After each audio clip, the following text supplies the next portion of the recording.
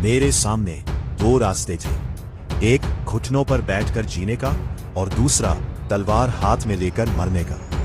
मैंने दूसरा रास्ता चुना क्योंकि मैं कन्हड़देव सोनगरा चौहान था। 1311 ईस्वी जालौर का किला चारों ओर से घिर चुका था। अलाउद्दीन खिलजी की विशाल सेना मेरी हर दीवार तोड़ देना चाहती थी, लेकिन उन्हें क्या पता था कि पत्थरों से पहले उन्हें राजपूतों के सीने तोड़ने पड़ेंगे। मैं सोनगरा चौहान वंश में जन्मा। मेरे पिता महाराजा सामंत सिंह सोनगरा थे। बचपन से ही मुझे सिखाया गया कि राजा का पहला धर्म अपनी मातृभूमि की रक्षा करना होता है। जब मैंने जालौर की गद्दी संभाली तब मेरे सामने एक ही लक्ष्य था, स्वाभिमान। 1299 ईस्वी गुजरात से लौटती अलाउद्दीन खिलजी की सेना मेरे राज्य से होकर गुजरना चाहती थी। दूत ने कहा, सुल्तान का आदेश है। मैं मुस्कुराया और जवाब दिया, जालौर की धरती पर आदेश नहीं, सिर्फ कन्हड़देव की इच्छा चलती है। मेरा उत्तर सुनकर खिलजी क्रोध से भर उठा। उसने प्रण लिया कि जालौर को मिटाकर रहेगा। फिर आया 1311 ईस्वी। आसमान धूल से भर गया। हजारों सैनिक जालौर की ओर बढ़ रहे थे। किले की प्राचीरों पर मेरे राजपूत केसरिया पहन चुके थे।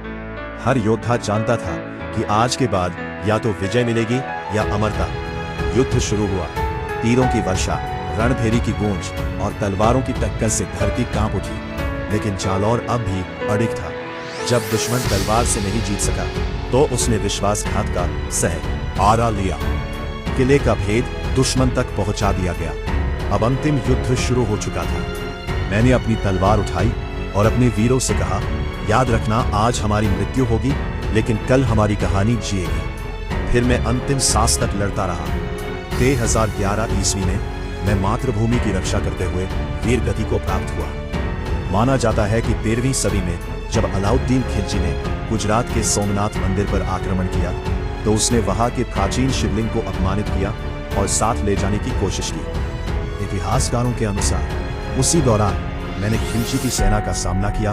युद्ध के माध्यम से न केवल खिलजी को चुनौती दी बल्कि शिवलिंग को छुड़ाकर अपने किले में स्थापित किया। आज यही शिवलिंग जालौर किले में स्थित महादेव मंदिर में विद्यमान है और यहाँ रोजाना पूजा अर्चना की जाती है। यह स्थान सिर्फ एक मंदिर नहीं बल्कि उस समय की धार्मिक चेतना और आत्मसम्मान का प्रतीक भी है। आज भी जब इतिहास स्वाभिमान की बात करता है तो कन्हड़देव सोनगरा चौहान का नाम सम्मान से लिया जाता है।